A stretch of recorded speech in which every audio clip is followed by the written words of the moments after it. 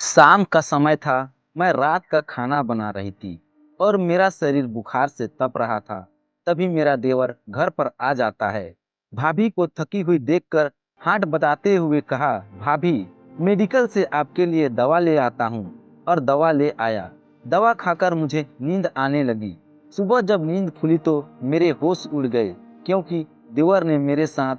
मेरा नाम मुग्धा है। मेरी शादी हो चुकी है। मेरे घर में मैं, मेरे पति और मेरा एक देवर रहा करते थे। हमारी कोई औलाद नहीं थी। मेरे पति काम के सिलसिले में बाहर दूसरे शहर गए हुए थे। मैं शाम को खाना बना रही थी। मेरे शरीर बुखार से तप रहा था। ऊपर से रसोई की जिम्मेदारी। किसी तरह सब्जी चलाई जा रही थी। तभी देवर राज वहां पानी पीने आया। उसने मेरे हाव भाव देखे तो उसने माथे पर हाथ रखा और बोला, भाभी, आपको तो तेज बुखार है। मैंने कमजोर आवाज में कहा, हाँ, सुबह कुछ नहीं था, दोपहर से अचानक हो गया है। भैया को बताया? नहीं, वे तो परसों आने ही वाले हैं। वैसे भी बेकार परेशान होंगे। आज तो रात हो गई, बस कल की बात है। अरे लेकिन राज की फिक्र कम नहीं हुई थी, मगर मैंने उसे दिलासा देते हुए कहा, कोई बात नहीं, मामूली बुखार ही तो है। तुम जाकर पढ़ाई करो, खाना बनते ही बुला लूंगी। खाना बनते ही बुला लूंगी। मुग्धा की नकल उतार कर चिढ़ाते हुए राज ने उसके हाथ से बेलन छीना और बोला, लाइए, मैं बना देता हूँ, आप जाकर आराम कीजिए। ना ना, लेट गई तो मैं तो बीमार हो जाऊंगी। मुग्धा बैठने वालों में नहीं थी। वह बोली, हम दोनों मिलकर बना लेते हैं। और वे दोनों मिलकर खाना बनाने लगे। मुग्धा का पति विनय कंपनी के किसी काम से 3 दिनों के लिए बाहर गया हुआ था। वह कर्मचारी तो कोई बड़ा नहीं था, लेकिन बॉस का भरोसेमंद था, तो किसी भी काम के लिए वे उसे ही भेजते थे। मुग्धा का 21 साल का देवर राज प्रतियोगी परीक्षाओं की तैयारी कर रहा था। विनय जैसा प्यार करने वाला पति पाकर मुग्धा भी खुश रहती थी। कुछ पति की तनख्वाह और कुछ वह खुद जो निजी स्कूल में पढ़ाती, दोनों से मिलाकर घर का खर्च अच्छे से निकल जाता। सास ससुर गांव में रहते थे। देवर राज अपनी पढ़ाई के चलते उनके साथ ही रहता था। जिंदगी में कमी थी तो बस यही कि खुशहाल शादीशुदा जिंदगी के 10 सालों के बाद भी उनके कोई औलाद नहीं थी। अब मुग्धा 35 साल की हो चुकी थी। अपनी हम उम्र बाकी टीचरों को उनके बच्चों के साथ खेलती तो न चाहते हुए भी उसे रोना आ जाता। वह अपनी डायरी के पन्ने इसी पीड़ा से रंगती जाती। रोटियां बन चुकी थी। राज ने उसे कुर्सी पर बैठने को बोला और सामान समेटने लगा। मुग्धा ने सिर पीछे की ओर टिकाया और आंखें बंद कर ली। वातावरण एकदम शांत था। तभी वही तूफान फिर से गरजने लगा, जिसका सुर मुग्धा आज तक नहीं माप पाई थी। राज की गर्दन धीरे से मुग्धा की ओर घूम चुकी थी। वह कनखियों से मुग्धा की फिटिंग वाली समीज में कैद उसके उभारों को देखने लगा था। मुग्धा की सांसों के साथ जैसे जैसे वे ऊपर नीचे होते, वैसे वैसे राज के अंदर का शैतान जागता जाता। हो गया सब काम? बर्तनों की आवाज बंद जानकर मुग्धा ने अचानक पूछते हुए अपनी आंखें खोल दी। राज हकबका गया और बोला, हाँ भाभी, बस हो ही गया। कहकर राज ने जल्दी जल्दी बाकी काम निपटाया और खाने की चीजों को उठाकर मेज पर ले गया।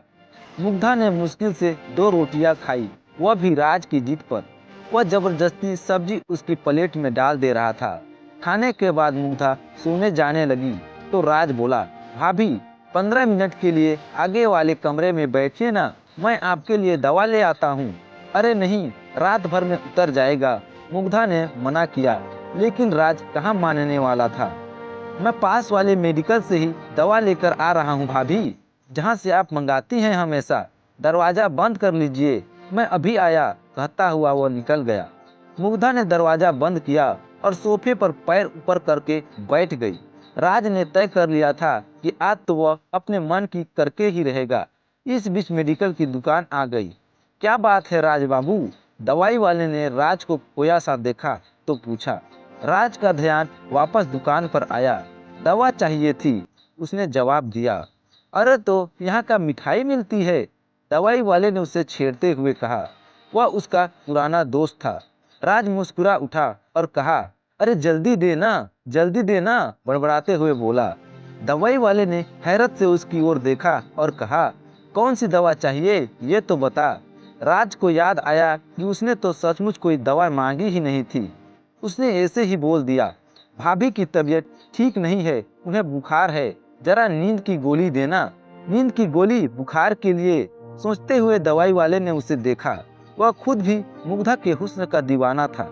हमेशा उसके बारे में चटकारे ले लेकर बातें किया करता था। उसने राज के मन की बात ताड़ ली। ऐसी बातों का उसे बहुत अनुभव जो था। उसने नींद की गोली के साथ बुखार की भी दवा दे दी। राज ने लिफाफा जेब में रखा और तेजी से वापस चलने को हुआ कि तभी दवाई वाला चिल्लाया, अरे भाई, खुराक तो सुन ले। राज को अपनी गलती का एहसास हुआ। वह काउंटर पर आया। दवाई वाले ने उसे डोज बताई और आंख मारते हुए बोला, यह नींद वाली एक से ज्यादा मत देना, टाइट चीज है। अबे, क्या बकवास कर रहा है? राज के मन का डर उसकी जबान से बोल पड़ा। उसकी तो चोर की दाढ़ी में तिनका वाली हालत हो गई। वह जाने लगा। दवाई वाला पीछे से कह रहा था, अगली बार हमको भी याद रखना दोस्त। राज उसको अनसुना करता हुआ आगे बढ़ गया। घर लौटने पर डोर बजाते ही मुग्धा ने दरवाजा खोल दिया और बोली, यहीं बैठी थी लगातार? जी भाभी, आइए अंदर चलिए, राज ने अपने माथे से पसीना पोंछते हुए कहा। मुग्धा अपने कमरे में आकर लेट गई। राज ने उसे पहले बुखार की दवा दी। मुग्धा दवा लेकर सोने के लिए लेटने लगी तो राज ने उसे रोका। भाभी, अभी एक दवा बाकी है। कितनी सारी ले आए भैया? मुग्धा ने थकी आवाज में बोला और बाम लेकर माथे पर लगाने लगी। भाभी दीजिए, मैं लगा देता हूँ, कहकर राज ने उससे बाम की डिब्बी ले ली और उसके माथे पर मलने लगा। थोड़ी देर बाद उसने मुग्धा को नींद वाली गोली भी खिला दी और लिटा दिया। राज उसका माथा दबाता रहा। थोड़ी देर बाद उसने पुष्टि करने के लिए मुग्धा को आवाज दी, भाभी सो गई क्या? कोई जवाब नहीं मिला। राज ने उसके चेहरे को हिला डुला कर भी देख लिया। कोई प्रतिक्रिया न पाकर वह समझ गया कि रास्ता साफ हो चुका है। राज की कनपट्टियों में खून तेजी से दौड़ने लगा। वह बत्ती जलती ही छोड़कर मुग्धा के ऊपर आ गया। मर्यादा के आवरण प्याज के छिलकों की तरह उतरते चले गए। कमरे में आए भूचाल से मेज पर रखी विनय मुग्धा की तस्वीर गिरकर टूट गई।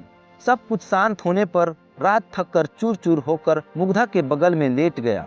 बस अब बुखार उतर जाएगा भाभी, इतना पसीना जो निकलवा दिया मैंने आपका। राज बेशर्मी से बड़बड़ाया और मुग्धा की कुछ तस्वीरें खींचने के बाद उसे कपड़े पहना दिए। मुग्धा अब तक धीमे धीमे में करा रही थी। राज पलंग से उतरा और खुद भी कपड़े पहनने लगा। तभी उसकी नजर आधी खुली दराज पर गई। भूल से मुग्धा अपनी डायरी उसी में छोड़ी हुई थी। राज ने उसे निकाला और कपड़े पहनते पहनते उसके पन्ने पलटने लगा। अचानक एक पेज पर जाकर उसकी आंखें अटक गई। वह अभी अपनी कमीज के सारे बटन भी बंद नहीं कर पाया था, लेकिन उसको इस बात की परवाह नहीं रही। वह अपलक उस पन्ने को लिखे शब्दों को पढ़ने लगा। उसमें मुग्धा ने लिखा था, अब बस बहुत रोया, बहुत दुख मना लिया औलाद के लिए। अब बेटा मेरे पास है और उसे पहचान ही नहीं पाई। जब से मैं यहाँ आई उसे बच्चे के रूप में तो देखा, आज अपनी कोख के बच्चे के लिए इतनी चिंता क्यों? मैं बहुत जल्दी राज को कानूनी रूप से गोद लूंगी। राज की आंखों के आगे अंधेरा छाने लगा। वह सिर पकड़कर वहीं बैठ गया और जोर जोर से रोने लगा। फिर भागकर मुग्धा के पैरों को पकड़कर अपना माथा उससे रगड़ते हुए रोने लगा। भाभी मुझे माफ कर दो, यह क्या हो गया मुझे? अचानक राज का ध्यान मुग्धा के बिखरे बालों पर गया। उसने जल्दी से जमीन पर गिरी उसकी हेयर क्लिप उठाई और मुग्धा का सिर अपनी गोद में रखकर बालों को संवारने लगा। वह किसी मशीन की तरह सब कुछ कर रहा था। हेयर क्लिप अच्छे से उसके बालों में लगाकर राज उठा और घर से निकल गया। अगली सुबह तकरीबन 8 बजे मुग्धा की आंखें खुली।